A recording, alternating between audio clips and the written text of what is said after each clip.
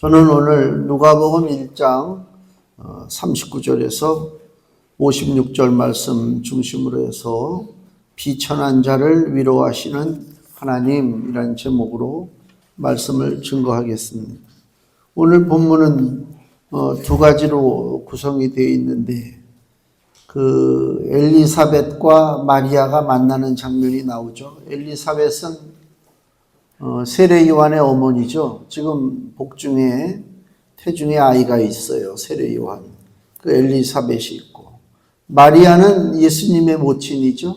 마리아의 복중에도 아기 예수가 태아가 지금 있는 상태. 그렇게 엘리사벳과 마리아가 만나는 장면이 나오고, 그 뒤에 이어서 마리아 찬가라고 하는 그 찬송시, 성령의 감동을 받아서 하나님을 찬양하는 찬송시가 마리아 찬가가 나옵니다. 이게 오늘 본문입니다.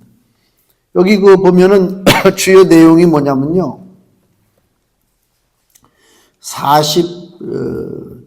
몇 절이야. 여기 48절에 보면 그 계집종의 비천함을 돌아보셨습니다. 마리아가 하는 찬양이죠. 자기 스스로를 계집종의 비천한 상태로 표현하고 있습니다. 하나님 앞에 우리 인간들이 보잘것없죠. 쓸모없는 인간이지 따지고 보면. 사람이 대단한 거 아니잖아요. 대단한 존재가 아니죠. 아무것도 아니에요. 진짜 인생의 그 경로를 이렇게 보면 진화론자들이 인생을 그리는 그림을 보셨어요?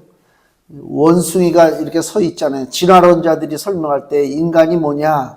원숭이가 한 마리 서 있고, 그 다음에 또 가면은 나가 이름 네안데르탈인 그런 거 있잖아요. 원숭이 무슨 이렇게 점점 진화가 돼. 그러니까 털 많은 인간, 점점 털이 없어지는 인간 해가지고 끝에 가면은 직립보행, 완전히 허리를 펴고 걸어다니는 그 사람의 모습으로 우리를 표현을 하죠. 원숭이로 출발해가지고 사람이 되는구나.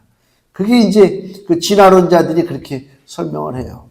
근데 그건 진화론이 아니더라도 저는 그거는 받아들일 수 없는 거지만, 물론 우리 사람들의 인생을 보면 은혜하고 태어나잖아요. 얼마나 귀여워요.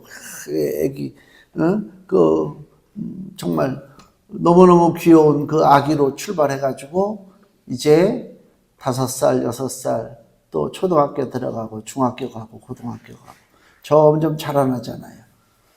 그전에는 아이들도 어릴 때는 부모 슬하에 있다고 그러잖아요. 부모의 그 품 속에서 부모 없으면 큰일 나는 줄 알지, 아이들이. 그렇죠. 그래서 무슨 일만 있으면 학교 갔다 오면서 제일 먼저 찾는 게 엄마 막 그러잖아요. 그러던 애들이 조금 지나면 엄마하고는 전혀 상관없지. 점점 이게 이제 관계가 다 독립적인 관계가 돼가지고 의지하고 매달리고 그런 게 없어요. 다 각자 그냥 이게 삶이 그렇게 이제 진행돼 가고 있단 말이에요. 그게 어린 시절, 청년 시절, 장년 시절 힘이 닿는 한 자기 힘으로 움직이고 애쓰고 수고하고, 근데 어느 순간인가 세월이 살같이 흘러서 몸이 노쇠해지고 허리가 구부러지고 백발이 되고 무릎에 힘이 빠지고, 그때는 어떻게 돼요? 의지할 수밖에 없지. 독립적으로 못 살죠. 의지하는 거예요. 제가 그걸 경험하고 있잖아요, 지금. 이거 어머니 움직이기 힘드시니까 일일이 옆에서 도와야 되고 부축해야 되고 움직여야 되고, 그러면서 제가 뭘 보고 있냐면 내 모습을 보는 거예요. 나도 똑같은 거야. 나라고 무슨 용 쓰는 재주가 있겠어요? 나도 언젠가는 누군가 내 옆에서 이리 끌고 저리 끌고 나를 도와줘야 내가 움직이지 내 마음대로 움직이겠습니까? 그 인생이 이렇게 보이면 진짜 아무것도 아니구나. 큰 소리 치고 잘난 척하고 아무리 떠들어대봐야 나중에 되면 뭐라고요? 애기와 같은 상태가 되는 거죠. 애기가 스스로 자기 일을 처리 못해. 아기가 자기 맘대로 다니지도 못해. 어이구 하고 막 이러잖아요. 아기 때는 그나마 귀여운 맛이 있어서 아이고 내 자식 그래가면서 막 돌봐주는데, 나이 먹어서는 누가 나를 귀엽게 볼 사람이 없어서 아이고 저 왜 저러나 그런 소리 들어가면서 부축받고 산다니까. 참 서글픈 일이잖아요. 그게 인생이에요. 별거 없어요. 마리아가 뭐라고 그랬다고요? 계집종의 비천함을 돌아보셨다. 우리가 비천한 거예요. 비천하다는 얘기는 뭐예요? 아주 낮고 천하고 보잘것 없고 뭐 그런 거 아닙니까? 응? 나는 잘났다. 그 텔레비전에 보면 그 화장품 선전하고 뭐 의료기구 뭐 선전하는 거 있어요. 나이 먹은 꼭 그런 의료기구라든가 뭐 이런 거는 젊은 애들이 선전을 안 하고 중년의 그 탤런트들이라든가 뭐 이런 연예인들이 나와서 마치 무슨 그 의료기구라든가 그 화장품 때문에 자기가 젊음을 유지하는 것처럼 막 이렇게 선전을 하더라고요. 제가 그런 거 볼 때마다 내 감정은 불쌍하다. 왜 그러냐면 처음부터 받아들이고 나는 비천하고 나는 어차피 허물어지는 존재라고 하는 것을 받아들인다면 나이 먹어서 허물어져도 덜 슬프지. 왜? 나는 원래 그래. 나는 머리가 점점 없어지고 숱이 없어지고 머리는 휘어지고 피부도 거칠어지고 점도 많아지고 나는 원래 나이 먹으면 그래. 그런 사람은 자기 노화를 받아들일 때 별로 타격을 안 받죠. 왜? 나는 그러니까. 근데 악착같이 난 아니야. 나는 안 늙어. 나는 절대로 그냥 그래가면서 막 좋은 화장품 뭐 좋은 의료기구 뭐 굉장하잖아요. 근데 끝은 아무리 그래도 그게 아니다. 그걸 우리가 알아야 돼요. 그러니까 기본적인 바탕에 나는 비천한 존재다. 보잘것없는 존재다.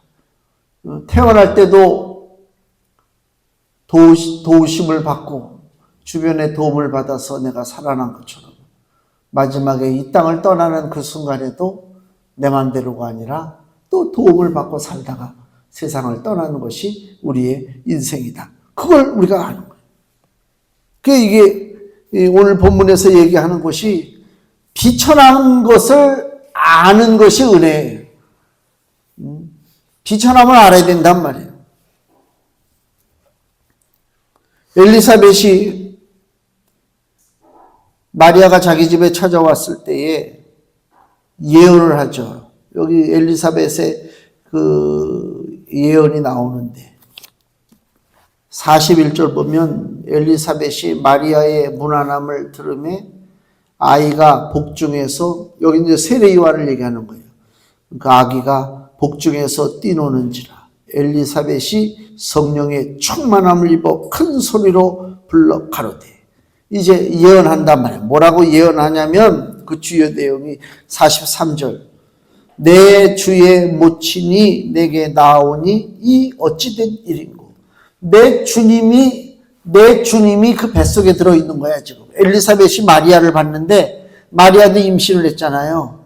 마리아 뱃속에 있는 아기가 누구라고요? 내 주님이야. 내 주님이 임신했어. 거기 뱃속에 있단 말이에요. 그러니까 마리아 뱃속의 아기는 나의 주님이시다. 누가 알려준 거 아니에요. 성령이 감동시키시니까 엘리사벳이 이제 깨닫는 거예요. 본 적도 없지만. 그 다음에 또 뭐라고 예언하냐면 45절에 믿은 여자에게 복이 있도다. 주께서 그에게 하신 말씀이 반드시 이루리라. 믿은 여자가 누구예요? 마리아죠. 마리아는 뭘 믿었어요? 여기 38절. 마리아가 가로되 주의 계집종이 오니 말씀대로 내게 이루어지이다. 이거예요. 말씀대로 이루어질 것을 믿습니다. 마리아가 그랬단 말이에요. 45절에 성령 충만한 엘리사벳이 예언하기를 바로 그 믿음의 자세, 믿은 여자에게 복이 있도다. 왜 복이 있어요? 주께서 그에게 하신 말씀. 그에게 뭘 얘기했어요? 많은 얘기를 했죠. 31절 보세요. 같은 누가복음 1장에 하나님께서 천사를 통해서 마리아에게 하신 말씀이 이루어지는데 어떤 말씀을 하셨느냐. 31절 내가 수태하여 아들을 낳으리니 이름을 예수라 하라. 예수님이라고 하는 벌써 이름이 정해져 있죠. 32절 저가 예수께서 큰 자가 되고 지극히 높으신 이의 아들, 지극히 높으신 이의 아들이 누구예요? 하나님의 아들이죠. 하나님의 아들이라 일컬을 것이요. 그 다음에 하나님께서 그 조상 다윗의 위를 저에게 주시리니, 다윗의 위가 뭐예요? 다윗의 왕자, 왕의 자리를 예수 그리스도가 차지하신다. 즉 그 얘기를 하는 거예요. 그리고 33절, 영원히 야곱의 집에 왕 노릇 하실 것이며 그 나라가 무궁하리라. 그 얘기입니다. 그 얘기를 지금 엘리사벳이 반드시 마리아를 통해서 이루어진다고 지금 얘기하고 있는 거예요. 그러니까 다시 한번 정리하면요, 마리아의 뱃속에 있는 아기는 누구라고요? 이스라엘의 왕입니다. 다윗의 왕의 자리를 차지한 왕자, 그죠? 왕자의 오를 이스라엘의 왕을 지금 뵈고 있다. 즉 메시아다. 마리아의 뱃속에 있는 아기는 메시아다. 그 다음에 33절에 기록된 것처럼 그 나라가 무궁하다. 무궁하다는 얘기는 뭐예요? 끝이 없는 거죠. 영원 무궁이에요. 우리나라 꽃이 무궁하잖아요. 왜 무궁화예요? 사라지질 않아. 폈다가 지고 폈다가 지고 계속 짓밟아도 자라나고 짓밟아도 자라나고. 이게 무궁화잖아요. 영원한 꽃이에요. 너무너무 좋죠. 꽃이라는 게 원래 뭐가 한계가 있어요? 화무는 11홍이요. 그죠? 꽃도 피면 진다. 열흘밖에 못 간다는 거예요. 꽃이 아무리 좋아도. 근데 무궁화는 뭐예요? 무궁이니까 꽃이 지지를 않아. 지지를 않죠. 영원토록 있는 거예요. 영원한 존재. 마치 하나님의 나라가 예수께서 다스리실 그 하나님의 나라는 무궁한 나라다. 즉 그 얘기입니다. 무궁한 나라라는 얘기는 다른 각도로 얘기하면 하나님의 무궁한 나라는 세상 나라가 아니다. 그 얘기예요. 왜? 세상 나라는 무궁할 수가 없기 때문에. 그렇죠? 세상 나라는 무궁하지가 못해요. 왜 무궁하지 못하냐면 왕이 무궁하지 않기 때문에 그래요. 그 나라의 권력자가 죽지 않아. 영원해. 그러면 나라도 영원해요. 근데 나라가 흔들리는 그 요인 중에 하나가 뭐예요? 강력한 지도자가 세상을 떠나죠. 그래서 다툼이 오는 거예요. 그래서 싸움이 벌어지죠. 그러다 보면은 뭐 자격도 없는 사람이 대통령이 되고 자격도 없는 사람이 왕이 되고 뭐 이런 일들이 벌어지잖아요. 이 싸움 때문에. 그러면 그 피해를 당하는 것은 백성들이잖아요. 그러니까 우리나라도 보면 조선이 500년 역사라고 그래요. 500년 역사인데 그 중에 뛰어난 군주는 몇 사람 없죠. 조선시대 때 우리가 잘 아는 세종대왕 있잖아요. 세종대왕 같은 양반이 세상을 떠나지 않고 무궁하다면 조선은 무궁한 나라가 되죠. 망하지 않죠, 절대로. 그죠? 근데 안타깝게도 세종대왕이 일찍 돌아가셔요.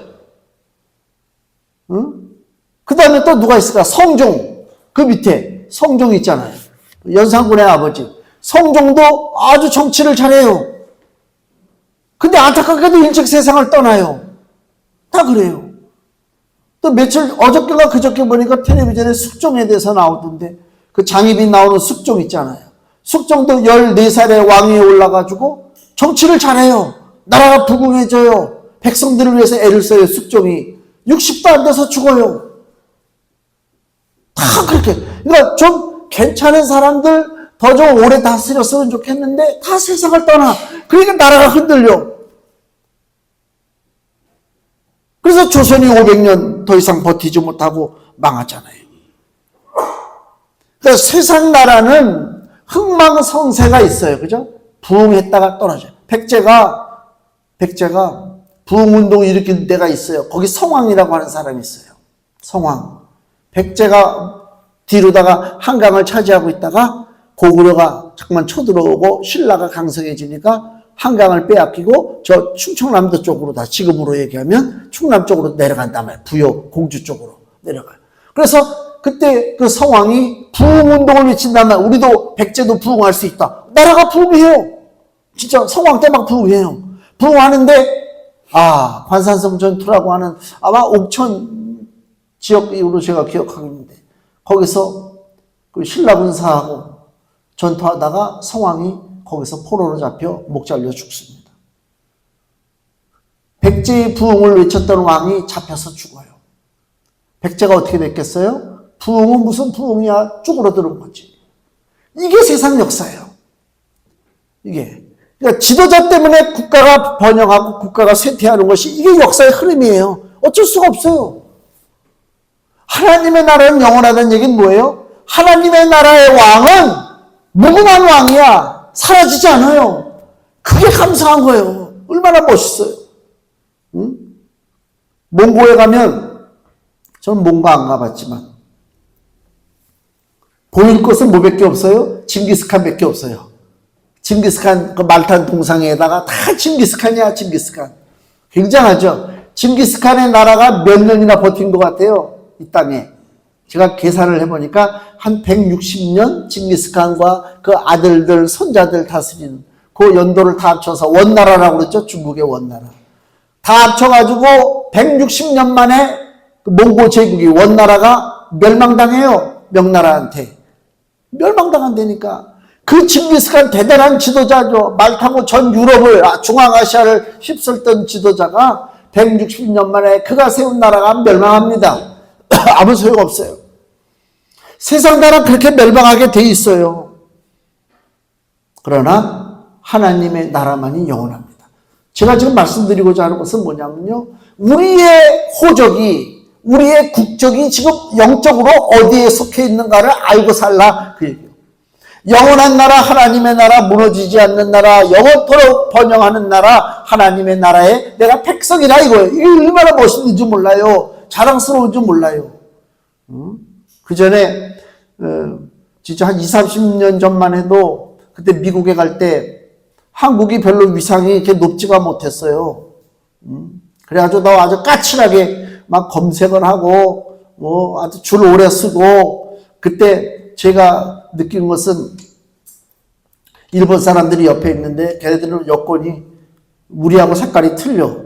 일본 여권 든 애들은 더 뭐라 그럴까? 막 자신 있어 보이고 저 일본 애들 좋겠다. 그리고 디즈니랜드를 가도 거기 안내방송이 나오는데 영어하고 일본어가 나와. 일본 애들 좋겠다. 저렇게 대우를 받아. 그리고 우리가 저도 그전에 거기 밤에 캐나다 거기 어디냐 갔다 온 지도 하도 토론토를 밤에 걸어 다니니까 차 타고 지나가면서 어떤 사람들이 일본말로 나한테 인사하더라고.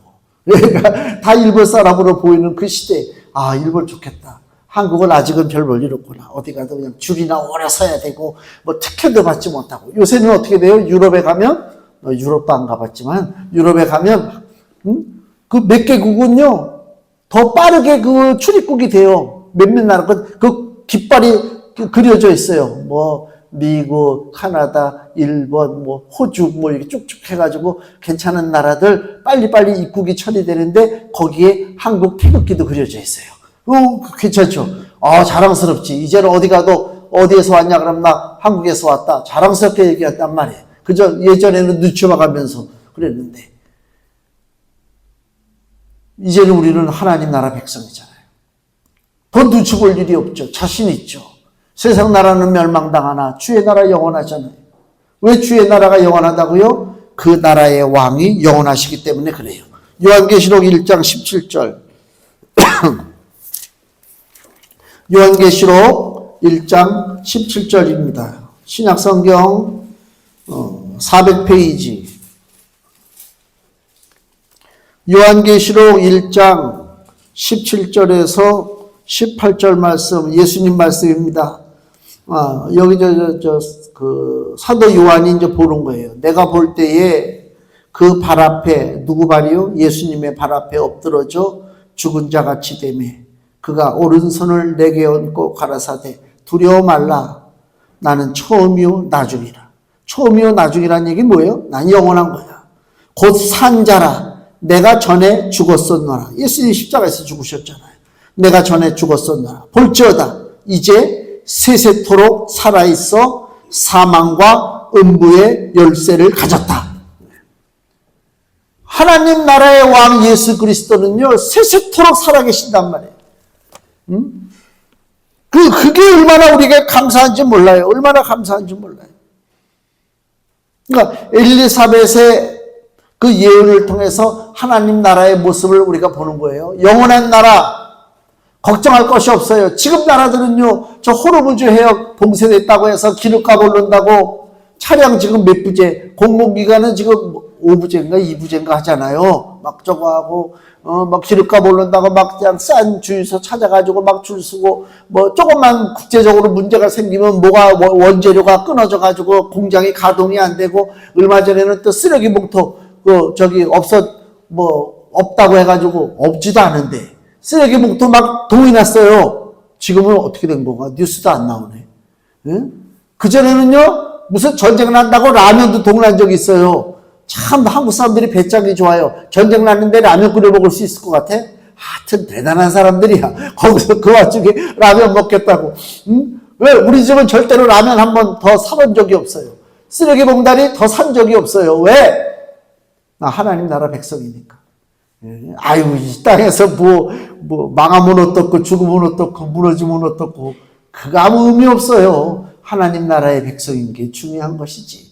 우리의 주님은 세세토록 영원하시다. 엘리자벳의 그 예언을 통해서 내가 살고 내가 꿈꾸는 나라가 어떤 나라인가를 보고 살아야 되겠다, 그 얘기입니다. 또 하나는 마리아가 이제 찬양을 하잖아요. 마리아가 찬양을 하죠. 주요 내용이 뭐라고요? 바로 48절 말씀입니다. 계집종의 비천함을 돌아보셨다. 비천한 자를 위로하시는 하나님에 대한 말씀입니다. 여기 보면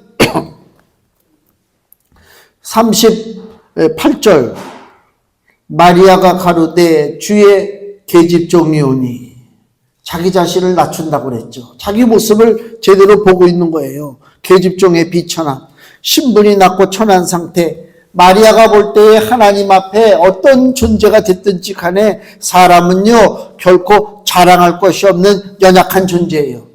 자랑하면 안 돼요.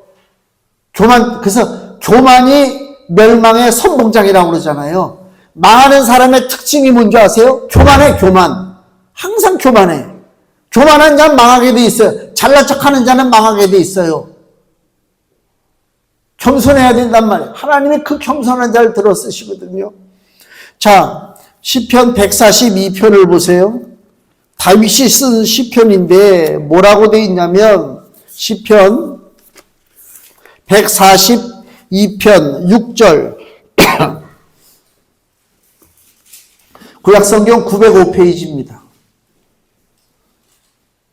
시편 142편 6절에 다윗이 이렇게 부르짖습니다. 나의 부르짖음을 들으소서. 나는 심히 어떻다고요? 비천하니이다.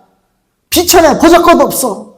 나를 핍박하는 자에게서 건지소서. 저희는 나보다 강하니이다. 나는 약해. 내 원수들, 나를 핍박하고 나를 죽이려고 하고 나를 쓰러뜨리고자 하는 애들은 왜 이렇게 강한지 모르겠어. 나는 약하다니까요. 나는 약해요. 나의 부르짖음을 들으소서. 나는 심히 비천하니이다. 이게 언제 쓴 거냐면요. 요 시편 142편에 그 위에 보면 조그만 글씨가 나오잖아요. 그 내용이, 배경이 나오죠. 다윗이 굴에 있을 때에 지은 거란 말이에요. 다윗이 굴에 있을 때에 한 기도란 말이에요. 다윗이 언제 굴에 있었어요? 사울왕이 죽이려고 쫓아다닐 때. 그때 굴로 피난 갔단 말이에요. 도망갈 데가 없으니까 블레셋 땅으로 도망갔는데 거기서도 사람을 잡아 죽이려고 하니까 다윗이 어떻게 했다고요? 미친 척하고 침 흘리고 살아났잖아요. 먹을 것이 없어요. 그렇잖아요. 어떻게 마트 가서 뭐 사 먹을 거야? 뭐 할 거야? 다윗이 자기를 따라다니는 수백 명의 군사들과 같이 피난 다니고 있는데 먹을 것이 없어. 그래서 저 목축업자 나발이 먹을 것이 많어. 양떼가 많어. 아, 그래. 그러면 나발한테 가서 좀 식량을 요청 좀 해야 되겠다. 갔다가 망신만 당하고 오잖아요. 망신만 당하고. 그 자존심 상한 사람이요. 가난해서 내가 먹을 것이 없어서 먹을 것을 꾸러갔는데, 우리가 그런 거잖아요. 동량은 못할 망정 쪽박은 깨지 말라. 이 나발은 쪽박을 깬다니까 지금. 다윗이 이런 상황을 겪은 거예요. 가장 불쌍한 인생이 누구냐? 자신의 인생이 굴 속에 있음에도 비천한 자를 위로하시는 하나님 앞에 요청하지 않는 거예요, 도움을. 그게 불쌍한 자예요. 내가 지금 어디에 어떤 입장에서 살고 있느냐? 내가 지금 아주 남들이 어이구 잘났다, 좋다, 거기에 속아 넘어가지 마세요. 우리 인생은 다 굴 속에 사는 인생이에요. 다 곤고함이 많아요. 아픔이 많아요. 슬픔이 많고요. 연약함이 많아요. 아무것도 아니라니까요. 굴 속에 있는 인생이요. 그러면 굴 속에 내가 있을 때 어떡하라고요? 다윗처럼 주여 나의 비천함을 돌아보시고 나를 좀 도와주세요. 이게 진짜 자세지. 불쌍한 사람들은 뭐라고요? 여전히 내 힘으로 사는 줄 알아. 아이고 언제까지 자기 힘으로 사는가 한번 지켜봐요. 언제까지 자기 힘으로 사는가. 자기의 능력으로 생존할 수 있다고 생각하는 것이 교만한 자예요. 이런 사람들은 주님의 위로와 돌보심을 받을 수가 없죠. 이런 자들을 오늘 본문에 마리아가 뭐라고 표현하냐면 51절 보세요. 51절. 그의 팔로 힘을 보이사 마음의 생각이 교만한 자들을 흩으셨고, 교만한 자입니다. 예? 불쌍한 인생이 교만한 자예요. 그 다음에 52절. 권세 있는 자를 그 위에서 내리치셨으며, 권세 있는 자가 불쌍한 거예요. 교만한 자도 불쌍하고 권세 있는 자도 불쌍합니다.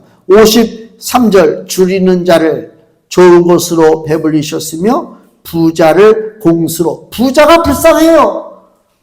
여기 보면 마리아의 찬가를 통해서 자 특징 있는 사람들이 나와요. 마음이 교만한 자, 그 다음에 권세 있는 자, 그 다음에 부자. 이들이 뭐라고요? 가장 불쌍한 자요. 하나님의 도우심을 받지 못하는 자입니다. 왜 그러냐? 마음이 교만한 자, 권세 있는 자, 부자들은요. 하나님을 향한 간절함이 없어요. 간단해요. 간절함이 없다니까요. 쉽게 얘기해 볼까요? 인천공항에 사람들이 많이 놀러 가잖아요. 인천공항에 놀러 가면서 이제 막 휴가 가잖아요. 막 골프 여행 가고 무슨 그런 가족 여행 가고 그래. 여행 가면서 간절함이 있습니까? 하나님 이번 여행에 제발 좀 나 좀 도와주시고요. 어떻게 해주시고 그러지 않잖아요. 그죠? 그러니까 인천공항 가면 분위기가 어때요? 약간 사람들이 이 발이 약간 떠 있어. 붕 떠 있어. 이렇게 둥둥둥둥. 내가 느끼는 게 그렇단 말이에요. 제가 지난번에 필리핀 갈 때는요. 즐거워서 가는 게 아니에요. 엄청난 영적 부담감을 가지고 가는 거예요. 거리도 멀고 차에서 내려서 8시간을 또 움직이고 뭐 하니까 그런 거리감에 대한 거, 영적인 또 일어나는 일들에 대한 거 매번 갔다 올 때마다 느끼는 것이 하나님의 일을 회방하는 세력들이 있으니까 항상 그렇습니다. 그래서 이렇게 인천공항에 가보면 어떤 게 있냐면 사람들이 다니면서 이렇게 둘레 보면서 다니잖아요. 볼 게 많잖아요, 뭔가. 그래 갔는데 같이 간 분들이 목사님은 앞만 보고 간대. 왜 이렇게 혼자만 다니니? 앞만 보고. 목적만 향해서 앞만 보고 가는 것처럼 보이지. 어디 이렇게 둘레 할 필요가 없지. 어떻게 보면 재미가 없지. 간절함이 없어요. 간절함이 없다니까. 간절함이 없는 사람은 주님의 도우심을 받을 수가 없어요. 마리아가 보통 지혜로운 여자가 아니에요. 자기를 낮춥니다. 비천한 걸 압니다. 비천한 자를 위로하시는 하나님의 그 역사하심을 압니다. 그래서 자기가 비천하다고 고백하는 거예요, 지금. 하나님이 비천한 자를 어떻게 위로하시느냐. 빌립보서 2장을 보겠습니다. 빌립보서 2장 6절입니다. 신약성경 318페이지. 빌립보서 2장 6절. 그는 근본 예수님을 얘기합니다. 근본 하나님의 본체시나 하나님과 동등됨을 취할 것으로 여기지 아니하시고 오히려 자기를 비워 종의 형체를 가져 사람들과 같이 되었고 사람의 모양으로 나타나셨음에 자기를 낮추시고 죽기까지 복종하셨으니 곧 십자가에 죽으심이라. 하나님이 비천한 자를 위로하시는 방법이 뭐라고요? 하나님이 스스로 비천한 자가 되는 거예요. 이게 예수님이 사람의 모양으로 오신 거예요. 이걸 우리가 성육신이라고 그러잖아요. 하나님의 아들 예수께서 사람의 삶에 들어와서 발에 먼지를 묻히고 사는 것입니다. 이게 바로 우리를 위로하시는 하나님의 방법이에요. 사람이 물에 빠졌어요. 어떻게 해서 건져냅니까? 구하는 구조대원들이 같이 물속으로 뛰어들어야 건져낼 수 있죠. 우리가 이 땅에 죄악된 세상에 빠져서 힘들게 살아가고 있습니다.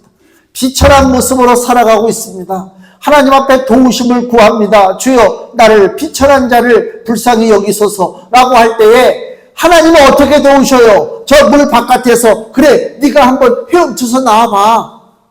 네가 한번 도덕적으로 윤리적으로 바르게 살아봐. 선한 일을 하고 좀 살아봐. 그러면 널 도울 사람이 있을 거야. 하나님이 그러십니까? 아니죠. 우리가 빠져서 허덕이고 죽어갈 때 우리 하나님은 어떤다고요? 하나님이 그 물속으로 뛰어드는 거예요. 비천함 속으로 뛰어든다니까 같이 그 더러운 물속으로 들어간단 말이에요. 그게 하나님의 아들 예수가 사람이 되신 거예요. 이 땅에 오신 거예요. 그래서 이 땅에 살아갈 때 그 인생의 더러운 먼지들을 그 고귀하신 하나님이 사람으로 오셔서 발의 먼지가 다 씌우는 거예요. 옛날엔 더 더럽잖아요. 얼마나 지금이야 이 앞뒤 뒤에 다 이게 뭐 포장들이 돼 있으니까 비가 와도 문제가 없지만 제가 그때 고등학교 때인가 교회가 한 정거장 버스 한 정류장 차인데 비가 오면요 길이 진흙이야. 옛날에 왜 이렇게 진흙이 많았는지 몰라. 그 모처럼 교회 간다고 여학생들도 있으니까 잘 보이려고 옛날엔 참 가난해가지고 옷이 없어서 교복 깨끗하게 입는 게 최고야. 교복을 착 입고 이제 오늘 또 내가 티는 안 내지만 내가 좀 날 좀 멋있게 보여야 될 텐데 안 넘어갈 사람이 있을까? 그래가면서 옷을 쫙 입고 딱 나섰는데 진흙탕이야. 교회 가니까요 나를 가뜩이나 또 걸음걸이가 뭐 잘못됐는지 흙이 튀어요. 여기 요새는 내가 흙 튀는 걸 경험하지 못해. 흙길을 안 걸으니까 비가 와도 그냥 그래. 근데 예전에는 흙이 튀니까 이 엉덩이까지 흙이 튀더라니까. 그리고 돌아다니는데 어떤 여학생이 멋있다 그러겠어요. 응? 에이고 그렇다니까. 하나님의 아들 예수가 이 땅에 오셔서 걸어다니시는데 발에 온갖 먼지가 다 묻어요. 그래서요 요한복음 12장에 보니까 거기도 마리아가 나오는데 그 마리아는 예수님의 어머니 마리아가 아니라 죽었다 살아난 나사로의 동생 마리아예요. 그 마리아가 예수님이 집에 오셨을 때에 예수님 발에다가 향유를 붓고 자기 머리털로다가 예수님 발을 씻혀요. 나는 저렇게까지 무슨 그냥 이렇게 향유를 붓고 이렇게 그냥 적당히 해도 되는데 자기 머리칼로다 예수님 발 향유 그 비싼 옥합을 깨뜨리고 향유를 붓고 그걸로다가 머리카락으로다가 예수님의 발을 씻을까? 뭘 저건 너무 지나친 게 아니야? 라고 생각했었는데 아니더라고. 왜? 지금 그 나사로의 동생 마리아가 하는 행동은 예수님에게 최대의 찬사. 당신은 하나님이십니다. 이 땅에 오셔서 발에 먼지를 묻히실 존재가 아닙니다. 그렇기 때문에 그 귀한 향유로 그 발에 묻은 먼지를 제가 닦아 드립니다. 그거 아닙니까? 너무 멋있는 거예요.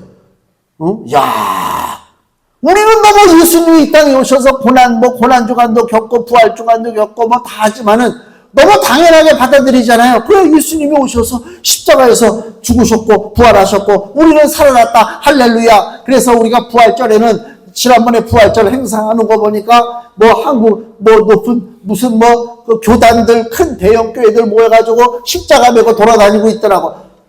나 또 욕할 뻔했어. 그게 아니요. 십자가 따라가고 부활 따라가는 것은 그 흉내내도 최소한 마리아 정도는 돼야지. 우리의 죄 때문에 존귀와 영광을 받으실 하나님이 이 땅에 오셔서 먼지를 뒤집어 쓰고 사시잖아요. 그것이 안타까우니까 향유를 붓고 머리로 닦잖아요. 그러한 헌신의 마음, 사랑의 마음이 진짜지.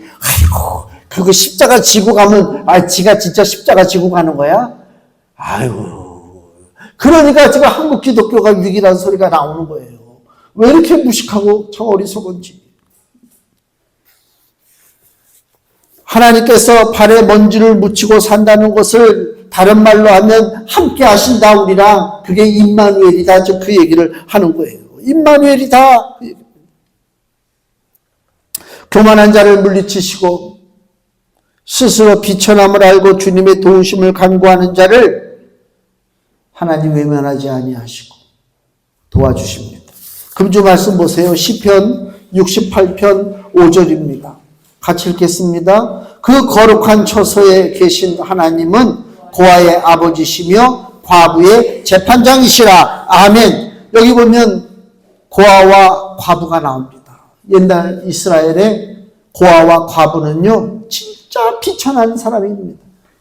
누가 책임질 사람이 없어요. 그렇잖아요. 응? 옛날 남자들이 다 벌어서 먹이던 시대에 과부가 됐어요. 어떻게 살아요? 사람들이 우습게 봐요. 응? 여기저기 천대받고요. 몸을 맡길 데가 없잖아요. 과부도. 고아 마찬가지지. 부모가 다 없는데 그 고아를 누가 책임집니까? 하나님은 고아의 아버지시며 과부의 재판장이란 얘기는 뭐예요? 하나님은 고아와 과부의 아버지가 되시고 재판장만 되시느냐? 그게 아니라 하나님은 비천한 자의 위로자가 되신다, 그 얘기요. 가장 비천한 자, 보호받지 못하는 자, 스스로 살아갈 능력이 없는 자, 우리가 그런 사람이 아닙니까? 우리가 아직도 착각합니까? 스스로 살아갈 수 있다고? 우리가 그런 말 하죠. 자수성가했다고 그러잖아요. 자수성가한 사람 이 땅에 없어요. 스스로 살아간 사람 없어요. 마지막 순간까지 우리는 하나님의 도우심을 받아야만이 삽니다. 우리 심장이 오늘 밤, 어저께 밤에도 우리가 잠을 자고 오늘 왔지만 내가 심장을 뛰게 합니까? 나 심장 열심히 뛰게 해야지. 내 맘대로 이 심장이 뜁니까? 어린 반푼도 없지. 이 심장을 뛰게 하시는 분도 하나님이셔요. 이 심장이 언제 멈추는지는 나는 모르지.